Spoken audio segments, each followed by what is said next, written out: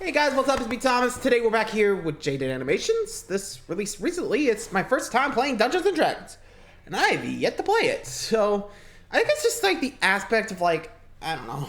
I mean, I tried Baldur's Gate 3, which is kind of like Dungeons & Dragons, but enough about me. Let's just see how things go for Jaiden and her first time.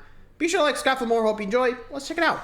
Dungeons & Dragons is like a board game without the board, and you play using your imagination. If you think of something, it can just happen in game. D&D is very popular. Almost everyone I've ever met absolutely loves it, and I have never played it before, I haven't played it. Even though I always thought I would really like it. People would tell me stories of their games, like, so this one time me and my party were entering a cave, and there was a big ogre guarding some treasure, but I used my charisma stat to seduce him, and we ended up eloping together. Dude, if you don't think that sounds crazy fun, then I don't think we would get along, and you should probably unsubscribe.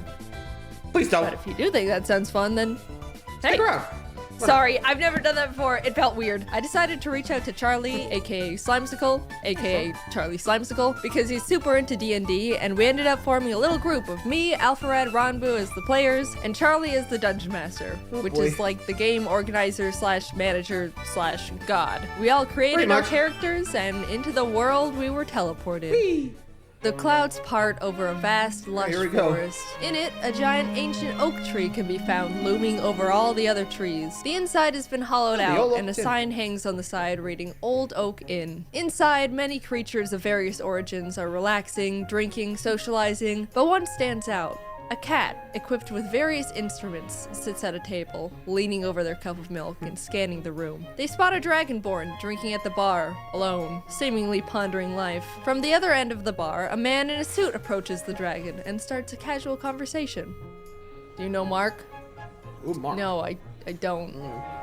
Who are you? Really. You? I'm Paul. I'm an assistant manager at Ye Old Mart of Wall. 43 years old. My wife passed away during childbirth. My parents died. And my only child, Paul Jr., ran away at age 6. I'm living a deadbeat life, not even able to go up in the corporate ladder because my manager, Mark, prevents me from doing so. So here I am, drinking away my woes. I'm Zoot. Hi, excuse me. Are you two new around here? Born and raised. I wish I was. Okay, so I've been stuck in a time loop for what I believe to be the past 3 years. I've relived the same day over and over. I suspect my neighbor Thomas somehow trapped me here, but I don't know how to escape. I can prove it. Look, over there. In about 5 seconds, there's a 70% chance a waiter is gonna trip and drop their glasses onto the ground.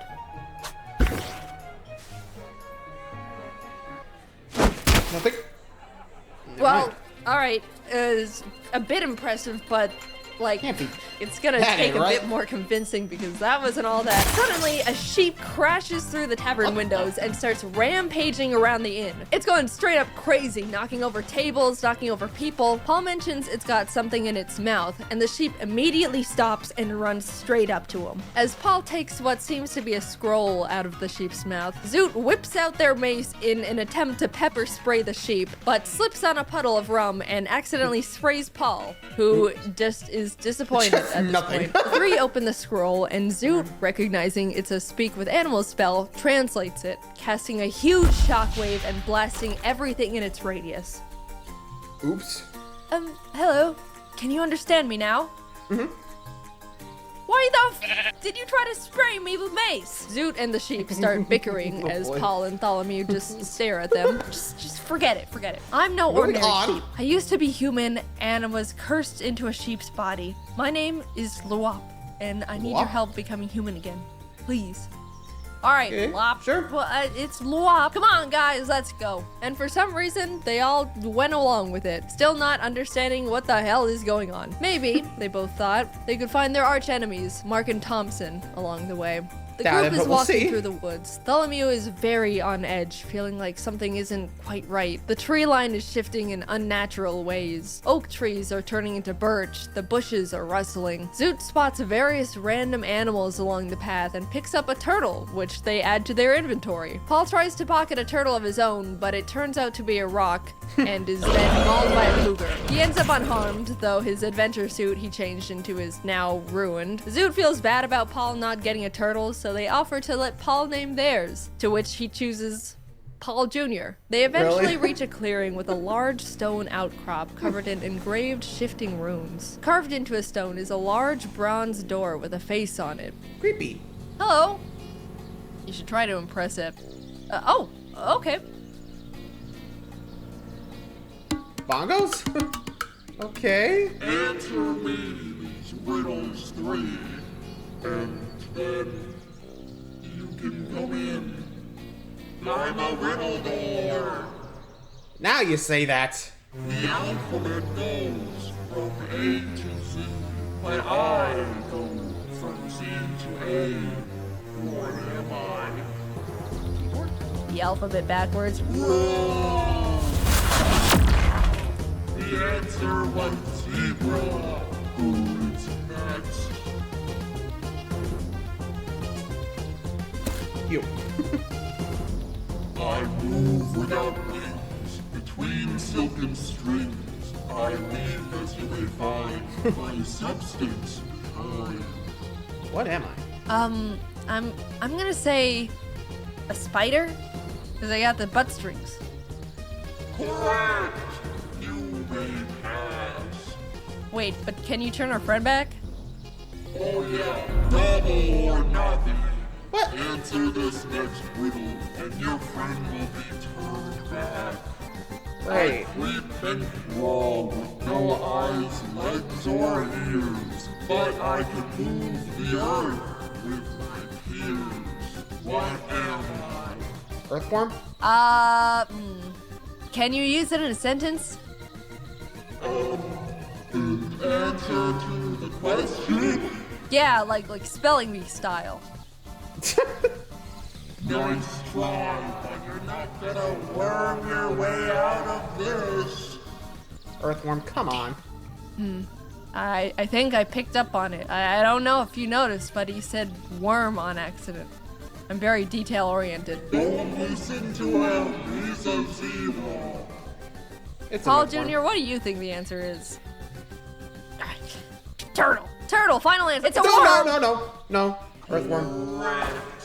Sheesh, The Jaiden, don't do adventurers that. walk through the door's mouth, which closes behind them. As they're walking into an open room, they're greeted by a closed silver door. Zoot immediately pitches the turtle at the door, but nothing happens. There's 3 dishes of clay placed in front of 3 pedestals, and the door face emerges once again, this time on the ceiling. In The hell? order to continue, create whatever you want. Not wanting to deal with more riddles, Zoot throws a dagger into the door's eye. Fine, I'm not helping you with this one. The group, now lost with no direction, decides for some reason to all start eating the clay, even feeding some to Paul Jr. and Lop against Why? their wills. After all the clay has been consumed, the pillars glow red and more clay drops down from the ceiling, resetting the puzzle.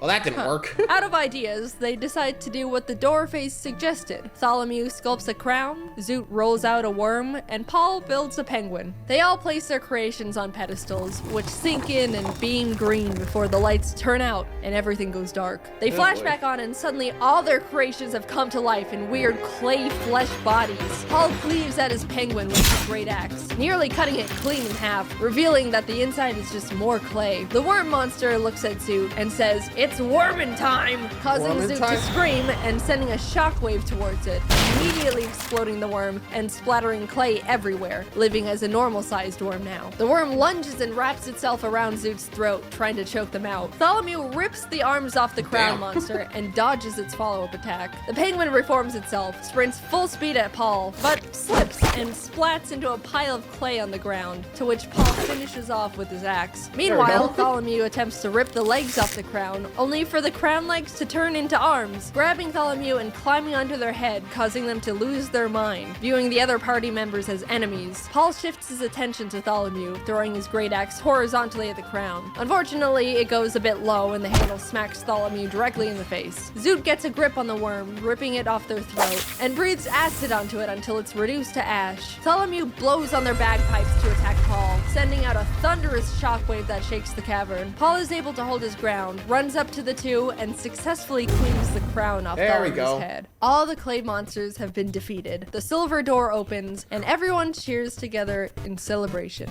The adventurers enter the new room to be greeted by wooden structures, spiral staircases, platforms, and a golden door at the very back wall. It looks like a camp is set up inside the area, and voices can be heard above on one of the platforms. Bartholomew scans the area looking for traces of their neighbor, Thompson. Not only do they discover a pack of goblins that have inhabited the area, but he also recognizes a familiar boot print in the clay.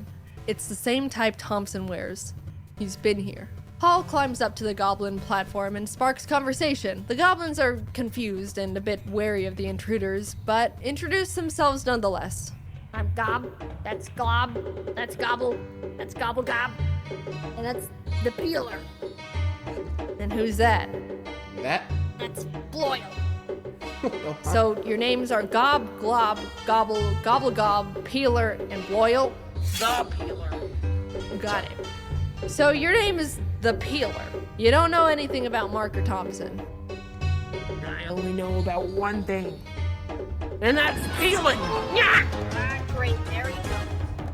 Oh, jeez. Okay, all right, we're leaving. Paul starts booking it to the door they came in through, the Peeler right on his tail, stabbing at his ankles. No one else is doing or saying anything, they're just watching. Paul makes it back to the previous room, and the Peeler slinks into the shadows. With Paul in the other room and Bartholomew and Zoot unable to speak Goblin, Bartholomew is left trying to communicate through improvised sign language, pointing at the door and blowing kisses at the goblins to signal peace. Zoot tries to slip around the goblins in the meantime, as communication is clearly not working and the goblins are only getting more aggressive, but they bump into an invisible force they can't see, alerting the goblins, who are now initiating combat. Zoot decides to keep running to the door as Bartholomew bangs on their drums, sending sound shockwaves at the attacking goblins. Gob, Glob, and Gobble are all sent flying off the edge of the platform, falling to their deaths. Gobblegob, in a fit of rage after losing his friends, lunges at Bartholomew but misses completely, sending himself off the edge of the platform too. The Peeler emerges from the shadows to lunge at Bartholomew, who is taking up Bloyle, but Paul jumps in just in time, clashing blades with him. As everyone is distracted, Zoot gets to the door, peeking in to see an entirely golden room with a small golden rod shaped like a tree branch floating at the center. The branch shifts between valuable materials, at one moment being made of gold,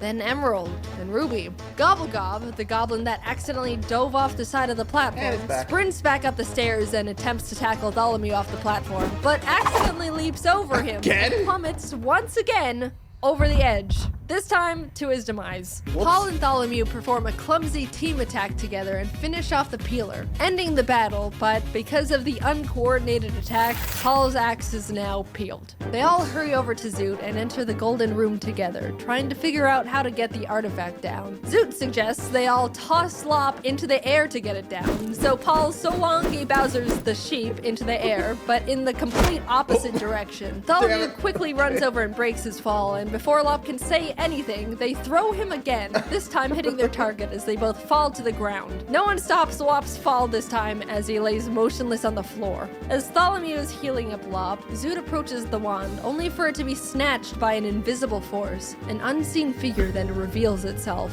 Thomas? Well, hey there, neighbor. Oh, and Paul. It's me, your good friend, Mark Thompson. Bartholomew, you ruined my life, spreading false rumors about me. You said I cursed you, and now no one wants to talk to me. My wife and kids left me, everyone avoids me, so I spent years becoming a dark wizard, and I'm gonna have my revenge. What the fuck is happening? What about me? And me? And you, Paul. You got nothing. Anyway, yeah! You all are gonna be spending the rest of your lives here in this shifty sanctum. I'll be going now. Bartholomew quickly casts Locate Object on the wand Mark is now holding and throws ink in the general direction, hoping to reveal where Mark is, but unfortunately it doesn't land. Zoot sprints in the direction Bartholomew indicated and attempts to tackle the air. They make contact, but bounce off of Mark's rock-solid beer gut, breaking the invisibility spell. Bartholomew whips out their drums, slamming it with the intent to cast a Thunderwave on Mark, sending him flying from the impact. Zoot follows behind and shouts, "Depression!" casting a command spell on him. He stops in his tracks, facing Zoot, and says, I'm so sad, having never dealt with depression before. He pulls out a picture of his ex-wife and kids and just stares at it longingly. Paul and Tholomew see their chance to attack him and once again try to use an ultimate team attack. They grip Paul's peeled axe together and throw it in tandem at Mark. But once again, they mess up and Tholomew is accidentally sent flying with the axe as it pierces Mark's chest. Mark is unfazed, still wallowing in his depression, but Zoot sees this as an opportunity, casting Disguise Self and visually turning themselves into Mark's ex-wife. Ella. Is that okay, you? this is happening. It is. Oh, jeez. Mark. Mark drops the photo and wand, sobbing, and slowly walks towards Zoot, who has their arms out, ready for his embrace. He grabs Zoot and pulls them close, tears streaming down his face. It's been so hard. It's okay. I'm here now.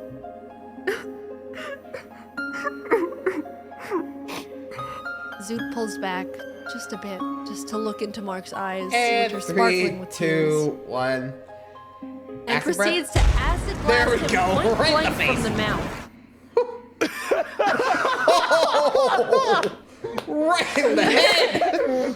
Damn! That was Mark brutal. is heavily damaged but alive, snapping back to reality and throwing Paul's axe to the ground. If I can't have the wand, no one can! Paul picks up one part of his peeled axe. Looks like the manager position just opened up. He throws the axe and hits Mark, but doesn't kill him. He then picks up the other peeled axe part to throw as well, but it boomerangs around and hits him in the back of the head. Okay, Tholomew grabs the wand from the ground and points it at Mark. This is for everything.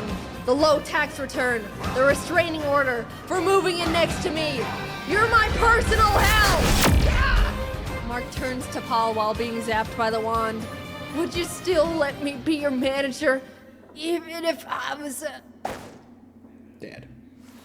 Oh, he's an earthworm. And in you go. You're fired.